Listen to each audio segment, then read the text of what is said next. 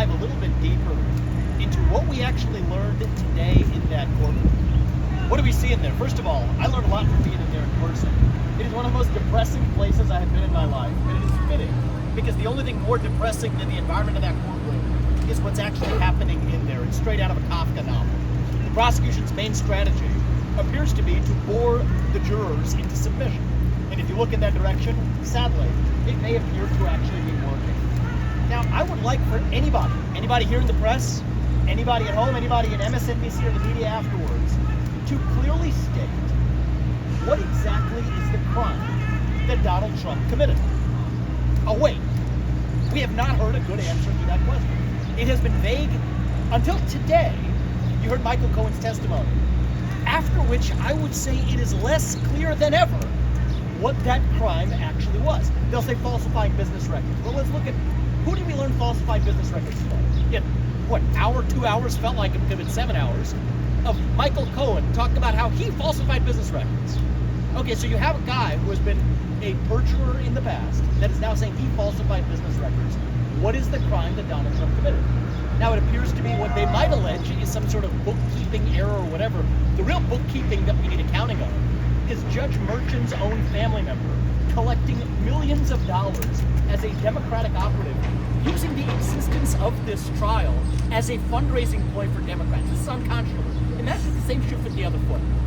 Imagine if it was Joe Biden that was on trial, who had a Republican judge whose son was collecting millions of dollars as a Republican operative. What would you all be saying? This would not be justice. This is injustice at its worst. So let's go even a layer deeper, right? Let's go even a layer deeper. Actually, the alleged crime here is supposedly, they try to point to this every day, that he does not actually use campaign funds, that he used personal funds. Well, let's get this straight. Suppose Donald Trump had used campaign funds to make a personal expense. They'd be going after him for that. So if they're going to get him going or they're going to get him coming, that is the best proof that this is a politicized sham.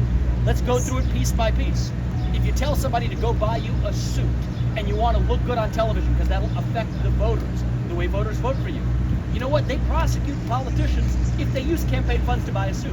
If they say, go get a haircut, use campaign funds to get a haircut because you want to look good to the voters, they will actually prosecute you for using campaign funds for a personal expense. Yet the entire legal theory of this case, the whole case that Alvin Bragg has brought, depends on one premise for them to charge this as a felony, is that Donald Trump somehow should have used campaign funds to make an allegedly personal payment. Yet if he had done that, their case against him would be even stronger. This is garbage.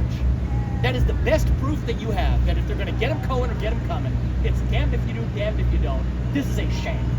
This is not the United States of America. This is some third-rate banana republic.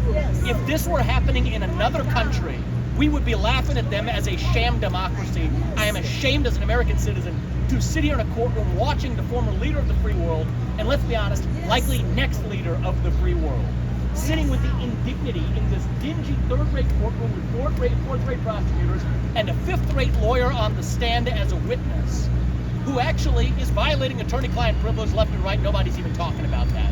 So this is a shame on the spirit in our country's history, but we will get through it and be stronger, because you know who ultimately actually cast the vote on this case?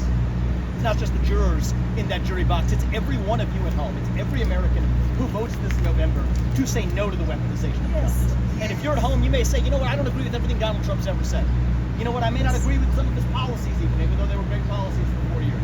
But you do agree, whether you are Democrat or Republican or black or white or gay or straight or man or woman, that our justice system should be blind to politics. Yes. That regardless of whether your last name is Biden or Trump, regardless of whether you've been a politician or not, you get a fair shake in our own legal system. Yes. And when you have a prosecutor who campaigned on the pledge of going after Trump and then keeps his campaign pledge, when you have a judge whose kids are collecting money from Democratic operatives by fundraising off the very trial that that judge is presiding over, and then telling the U.S. president that he's subject to a gag order, that he can't talk about it, that is not justice. That is a bastardization of what this country was founded on. And I'm here, and all of us are here as friends of Donald Trump, supporting him in our personal capacity, sharing our opinions.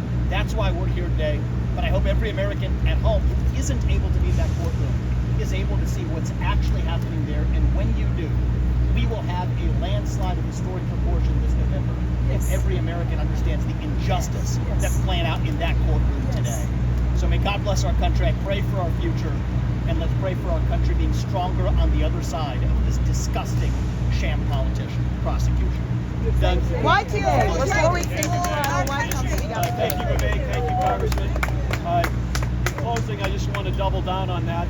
We're all here today because of the circus of this trial.